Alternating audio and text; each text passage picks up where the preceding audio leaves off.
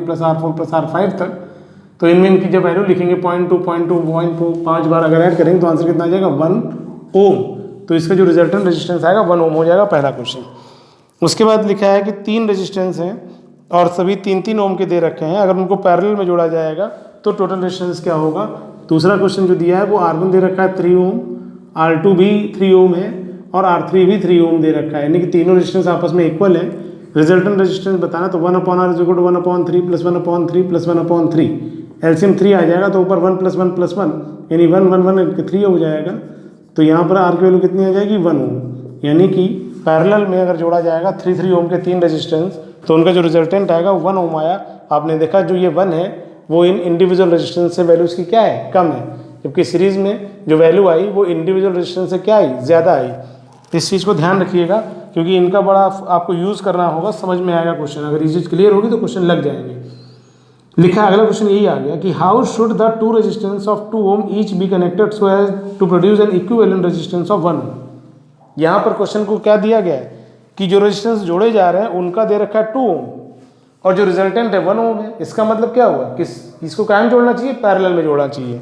कितने रेजिस्टेंस हैं, 2 रेजिस्टेंस हैं, तो कैसे जोड़ा जाएगा पैरेलल में, रीजन क्या देंगे आप, बिकॉज जो रिजल्टेंट रेजिस्टेंस है वो इंडिविजुअल रेजिस्टेंस से ज़्यादा है, इस वजह से इसका जो आंसर होना चाहिए, मतलब इसका जो आंसर होना चाहिए वो क्या हो जाएगा, पैरेलल कॉम्बिनेशन। कर लीजिएगा, सिंपल क्वेश्चन है। आगे बढ़ते हैं। इसमें लिखा हुआ है कि what possible values of resultant resistance one can get by combining 2 resistances, one of 2 ohm and other is 6 ohm। तो पॉसिबिलिटी इसलिए बोली है कि 2 केसेस हमारे पास हैं, या तो सीरीज में या पैरेलल में। अगर एक 2 ओम का रेजिस्टेंस दे रखा है, एक 2 ओम का रेजिस्टेंस दे रखा है, एक 6 ओम का रेजिस्टेंस दे रखा है, तो इसमें पॉसिबल रिजल्टेंट रेजिस्टेंस क्या हो सकता है। अगर इसको सीरीज में जोड़ा जाएगा तो R बराबर आ जाएगा 2 + 6 यानी कि 8 ओम, एक ये पॉसिबिलिटी हो सकती है, और एक 1/R = 1/2 + 1/6, एलसीएम 6 अगर लेंगे तो यहाँ पे 3 यहाँ पर 1 यानी 4/6।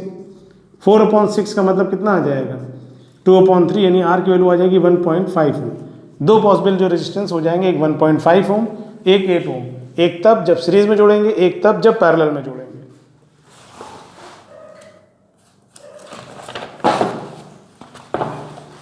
इसके बाद कुछ क्वेश्चंस और हैं जिनमें डायग्राम भी कुछ दिख रहे हैं, खैर बताते चलते हैं।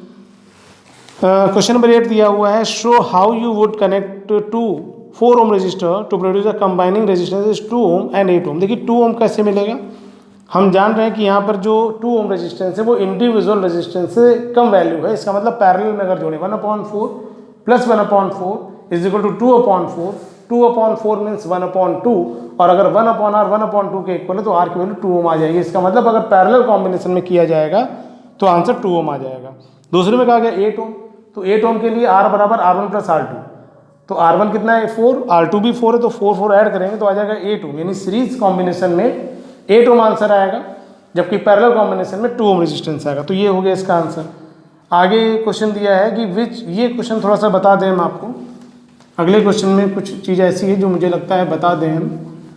क्या दिया है, लिखा है which of the following resistor arrangement A और B has lower combined resistance. दिया क्या है, एक में इस तरीके का रेजिस्टेंस बना हुआ है जिसमें लिखा है 10 ओम, और एक में जो बना हुआ है वो कुछ इस तरीके का बना हुआ है।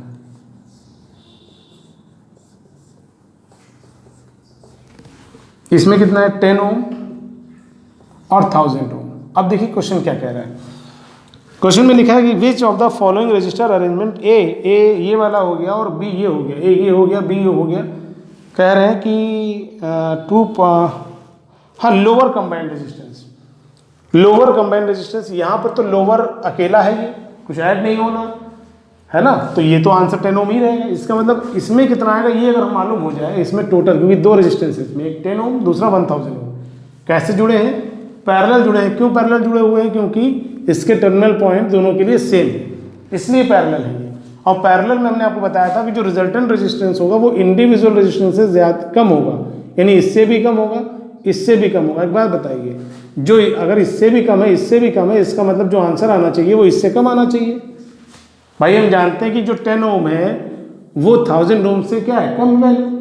अगर हमने ये बोला है कि अगर मैं ये कहूँ कि R की वैल्यू 2 से भी छोटी है, 5 से भी छोटी है, तो अगर हम कहते हैं अगर 2 से भी छोटी, 5 से छोटी, फाइनली हम कह सकते हैं 2 से छोटी, भाई 2 से भी छोटी है, 5 से भी छोटी, तो अगर हम 2 से छोटी बोल देंगे तो 5 से छोटी तो अपने आप हो जाएगी। तो यहाँ पे जो रिजल्टेंट रेजिस्टेंस आएगा वो क्या आएगा, इंडिविजुअल रेजिस्टेंस से कम आनी चाहिए वैल्यू। इसका मतलब 10 ओम से छोटी वैल्यू आएगी रेजिस्टेंस की, यानी यहाँ का रेजिस्टेंस जो आएगा वो लेस देन 10 आएगा, जबकि यहाँ पर रेजिस्टेंस इक्वल टू 10 है। तो कम रेजिस्टेंस कहाँ पर है, सेकंड केस में। ठीक है, तो इसका आंसर क्या हो जाएगा, सेकंड केस। सॉल्विंग की नीड नहीं है, इतना ही सफिशिएंट है। चाहे तो रिजल्टेंट निकाल ले, अगर आपको लगता है करना चाहिए तो कर लेते हैं। यहाँ पे R10 आ गया, और जब यहाँ पर निकालेंगे तो 1/R dash is equal to 1/10 plus 1/1000। अगर इसमें एलसीएम ले लेंगे 1000 तो ऊपर कितना आ जाएगा, यहाँ पर 100 आ जाएगा, यहाँ पर 1 आ जाएगा, तो ये आ जाएगा 101/1000। तो R की वैल्यू कितनी आ जाएगी, 1000/101। देखिए अगर 100 होता तो 10 बार में कट जाता, अगर 101 है तो ये 9 पॉइंट समथिंग आएगा, 9.9 या 9.8। इसका मतलब जो वैल्यू आ रही है वो इससे क्या आ रही है, कम आ रही है। ठीक है,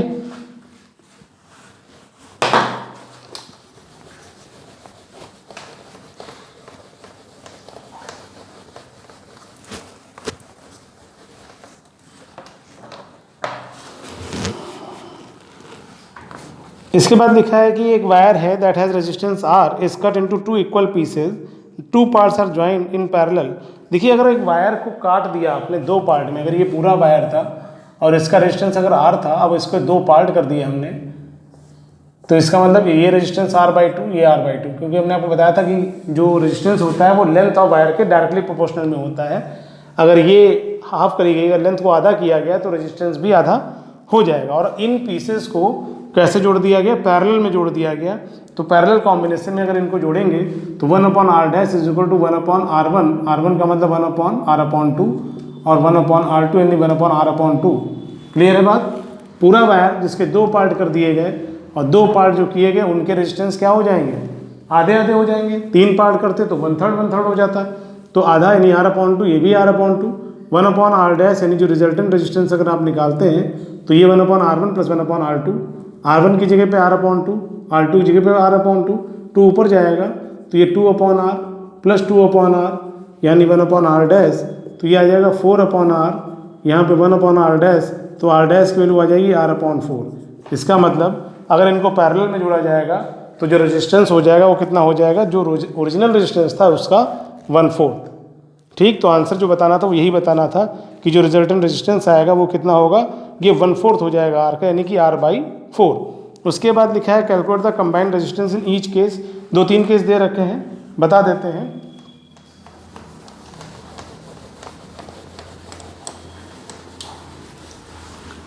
क्या क्या दिया हुआ है समझ लीजिए। एक दिया है 500 ओम और 1 किलो ओम,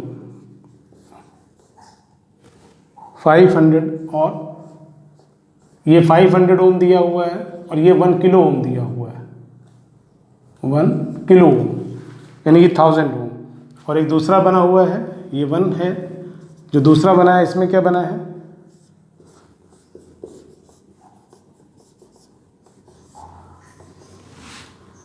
ये 2 ओम दे रखा है, ये भी 2 ओम दे रखा है। और एक तीसरा केस है,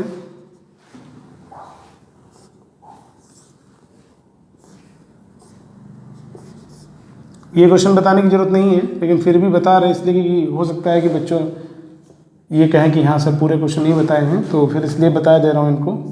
ये क्वेश्चन जनरल है, अपने आप कर सकते हैं आप।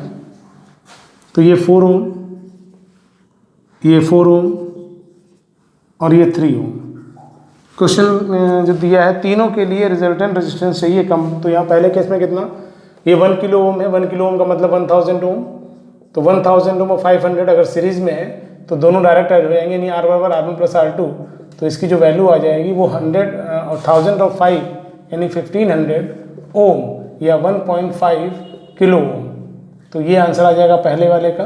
दूसरे वाले में 2 और 2 ये पैरेलल में जुड़े हुए हैं, तो 1/R is equal to 1/2 plus 1/2 यानी 1/R इज इक्वल टू 2/2 यानी कि 1। तो यहाँ से R की वैल्यू कितनी आ जाएगी, 1 ओम आ जाएगी।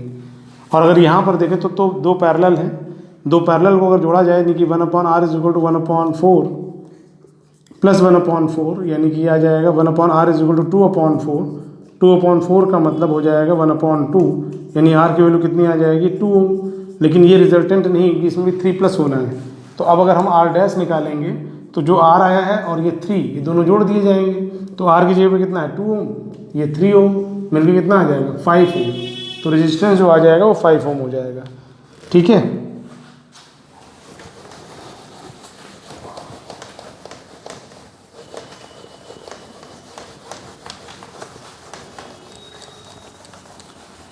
और इसके बाद एक क्वेश्चन इसका और बता देते हैं, फिर अगली क्लास में काम करेंगे। इसमें लिखा find the current in each resistor in the circuit. Figure को थोड़ा समझ लीजिए, इस फिगर को समझ लीजिए पहले क्या कह रहा है।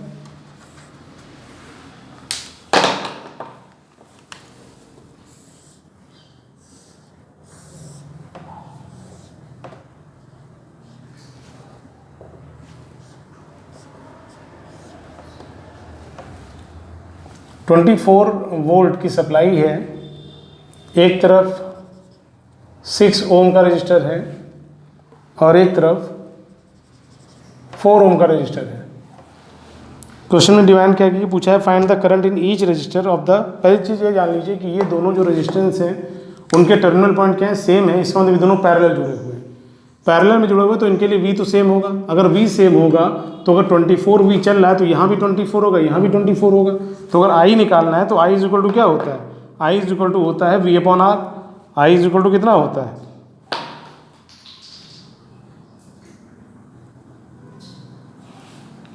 अगर हम I की वैल्यू निकालें तो यहाँ पर अगर यहाँ पर I1 मान लें और यहाँ पर I2 मान लें तो I1 की वैल्यू कैसे निकलेगी, I1 हो जाएगा V/R। तो V तो 24 है, V कितना है 24, क्योंकि पैरेलल में भी सेम होता है, और R कितना है 6, तो ये आ जाएगा 6 4 24 यानी 4 एम्पियर। और अगर हम I2 निकालेंगे तो यहाँ पर भी क्या हो जाएगा, I is equal to V/R। V कितना है 24, V 24 क्यों ले रहे हैं, क्योंकि पैरेलल में भी सेम होता है और रेजिस्टेंस 4 है, तो यहाँ पर कितना जाएगा 6 एम्पियर। अगर टोटल करंट की बात की जाएगी तो I1 प्लस I2 यानी कि 4 एम्पियर प्लस 6 एम्पियर मिलकर 10 एम्पियर, यानी कि दोनों पे इंडिविजुअल अगर बात की जाए तो 4 एम्पियर और 6 एम्पियर, और अगर टोटल करंट की बात की जाए तो हम बोल सकते हैं 10 एम्पियर करंट होगा। ठीक है, आज बस इतना ही, फिर मिलते हैं आपसे नेक्स्ट क्लास में। Okay, thank you.